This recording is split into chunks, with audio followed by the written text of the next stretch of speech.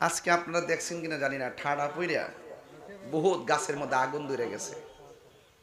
Facebook যারা চালান দেখছেন, আমাদের ব্রাহ্মণবাড়িয়া প্রায় 5-6 জন লোক আজকে মারা গেছে। ভৈরবেও মারা গেছে, পত্রিকা দেখছি বজ্রপাতে। ওই দিন দেখছি এরই ক্ষেতে ধান কাটতেছে, একটা দুইটা লোক একসাথে ঠাডা পইরা মারা গেছে। আচ্ছা, এই মুহূর্তে যদি আমাদের মৃত্যু লেখা থাকে এবং এই বৈরী আবহাওয়ার মধ্যে আপনারা অনেক কষ্ট করে এই মাহফিলে যারা এসেছেন, শুকরিয়াতান পড়েন আলহামদুলিল্লাহ। এই বৃষ্টি হওয়াতে আমরা কিন্তু বেজার না, আলহামদুলিল্লাহি আলা কুল্লি হাল। আমাদের রব আমাদেরকে যে অবস্থায় রাখে, সে অবস্থায় প্রশংসা একজনের, তিনি কে? সেই জন্য এই তুফান একটা পরীক্ষা। দিনে যে এত গরম, মানুষের অবস্থা, একজন দেখতেছি ফেসবুকে লিখতেছে আর একটু যদি তাপমাত্রা বাড়ে তাইলে আরবি ভাষা শুরু করুন। বুঝাইতেছে যে এই দেশটা সৌদিরে হয়ে যাবো, বুঝলেন? আরবি ভাষায় কথা বলা শুরু করবো যদি একটু রৌদ্র বাইরে যায়। আমি কিন্তু আজকে একটা ভিডিও বার্তাও দিয়েছিলাম রৌদ্রের কারণে। এত রৌদ্র, দিনে মুন্সিগঞ্জ ছিলাম, খুব রৌদ্র ছিল। গাড়িতে এসি ছাড়ার পরও মানে খুব বেশি গরম। বলেন, গরমটা কিন্তু সাধারণ জিনিস না। গরম, অতিরিক্ত গরম হলো জাহান্নামের নিঃশ্বাস। বুঝতে পারছেন? জাহান্নামের নিঃশ্বাস। তো এই জন্য বেশি গরম হলো আমরা বলি যে সহ্য হয় না, বেশি শীত পড়লো বলি যে সহ্য হয় না।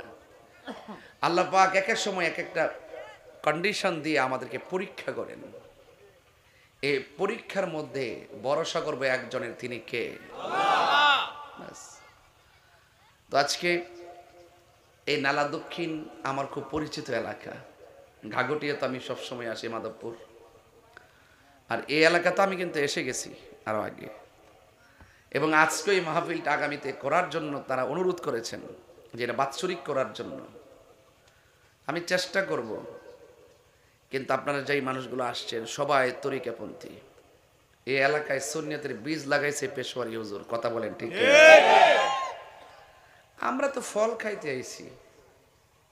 যেই টাইমে সুন্নিয়ত কায়েম করছেন পেশোয়ারি হুজুর, সেই সময় সুন্নিয়তের কথা বলা খুব সহজ ছিল না, খুব কঠিন। যাতায়াতের যেমন অসুবিধা ছিল, ওই জায়গাতে হককে প্রতিষ্ঠা করাটাও কঠিন ছিল। আলহামদুলিল্লাহ এখন তো আমরা বলতে পারি এই এলাকাটা সুন্নি এলাকা, কথা বলেন ঠিক না? সব মিলিয়ে আজকে যারা এসেছেন, পাশে গুরুস্থান, আপনারা বলেন আসল ঘরের নাম কি, বিল্ডিং না কবর? আপনার টিনের ঘরের চাল যদি একটু ফুটো হয়ে যায়, আপনি এটা একটা উপাদান দিয়ে বন্ধ করে দিবেন। কেন? বৃষ্টির পানি যেন ঘরের ভিতরে। এই যে গুরুস্থানটাতে আপনি জানতো, দেখবেন পিপিলিকার গর্ত, পোকামাকড়ের গর্ত দিয়ে অঢেল বৃষ্টির পানি কবরে ঢুকতে ঢুকতে গলা পর্যন্ত হয়ে গেছে, হাড্ডিগুলা ভিতরে ভাসতেছে। আমরা কি আদৌ কি সেই গর্তগুলা বন্ধ করতে গেছি? তার মানে বোঝা গেল ওই জায়গাটা এমন একটা জায়গা, যেই জায়গার কোনো দুঃখের বাঘ, কষ্টের বাঘ, সুখের বাঘ পৃথিবীর কেউ নেওয়ার কোনো ক্ষমতা নাই।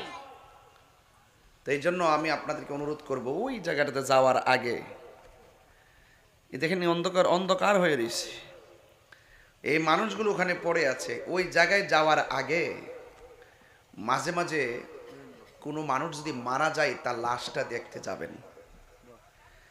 যে এই মানুষটা তরতাজা, এই মানুষটা দেখবেন নড়াচড়া করে না। আপনি বসুন, বসে পড়েন, চেয়ারে বসেন, বসলে ভালো লাগবে। বাবা আপনারা একটু বসুন, চেয়ারে বসেন, আর নাহলে সামনে যেয়ে বসেন, সামনে যেয়ে বসুন, সামনে জানগা জানগা এখানে সামনে জানগা, মানে আওয়াজটা সামনে যেয়ে বসেন, জানগা জানগা জানগা জানগা জানগা সব জানগা, আর নাহলে চেয়ারে বসুন। সকলে বলেন আলহামদুলিল্লাহ। আলহামদুলিল্লাহ। ওই জায়গাটা আর এই জায়গাটা কি এক জায়গা? কথা কেন? এখানে যারা আছি সবাইকে মুর্দা না জিন্দা? আর ওখানে যারা আছে ওরা কি মুর্দা না জিন্দা? তো ওই মানুষগুলো আর এই মানুষগুলো কি এক মানুষ? আচ্ছা। আমাদের এখানে যদি আমাদের এই বাড়িতে যদি আগুন লাগে, আমরা অনেকে আগুন নিবাইতে যাবো যারা জীবিত আছি। আর ওখানে যদি জাহান্নামের আগুন জ্বলে, নিবাইবার কোনো সুযোগ আছে? আজকে আপনারা দেখছেন কিনা জানি না, ঠাডা পইরা বহুত গাছের মধ্যে আগুন ধরে গেছে। ফেসবুক যারা চালান দেখছেন, আমাদের ব্রাহ্মণবাড়িয়া প্রায় 5-6 জন লোক আজকে মারা গেছে। ভৈরবেও মারা গেছে, পত্রিকা দেখছি, বজ্রপাতে। ওই দিন দেখছি এর ক্ষেতে ধান কাটতেছে, 1-2টা লোক একসাথে ঠাডা পইরা মারা গেছে। আচ্ছা, এই মুহূর্তে যদি আমাদের মৃত্যু লেখা থাকে, আমরা কি বাঁচার কোনো সাধ্য আছে? তাহলে আমি যেটা বলছিলাম যে ওই মানুষগুলো আর এই মানুষগুলো এক জিনিস না। আল্লাহ পাক কোরআনে বলছেন, ওয়ামা ইয়াস্তাবিল আহইয়াউ ওয়ালাল আমওয়াত।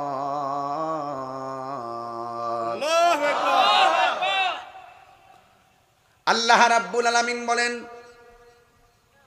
সময় যেহেতু অল্প, আকাশের অবস্থা বলা যায় না, খুতবা না পড়ে আমি আলোচনা শুরু করলাম।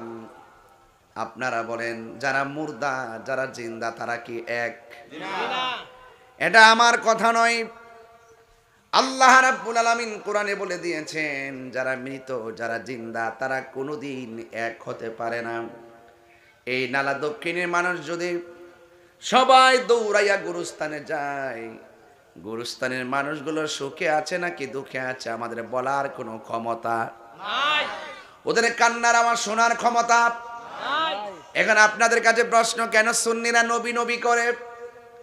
আমরা যদিও কবর আওয়াজ শুনবো না, কিন্তু আমার নবী আপনার নবী গুরুস্থানের ভিতরে যে আযাব হয়, সুখে কিনা দুঃখে আছে আমার নবী দেখার ক্ষমতা আছে না নাই? আল্লাহ রাব্বুল আলামিন বলেন, ইন্নাল্লাহা ইউসমিউ মান ইয়াশা।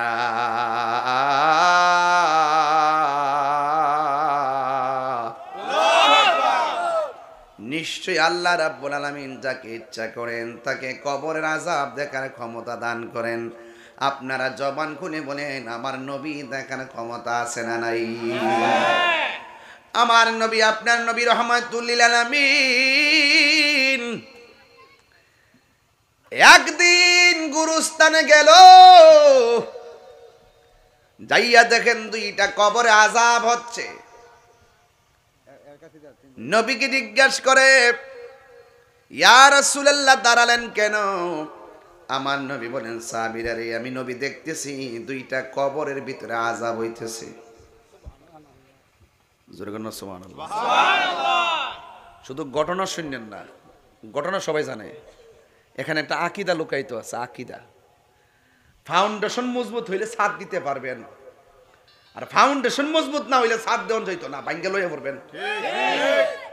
ঈমান তাজা না হয়, আকীদা তাজা না হয়, আমল ঘাটতি ঘাটতি পরিমাণ আমল করার পরও কবরে গেলে সুতার বাড়ি রেডি হয়ে যাবে। আকীদা, আকীদা তো হিয়া যাবিহাতুল ঈমান। আকীদা হলো ঈমানের খুঁটি, এটা বেস।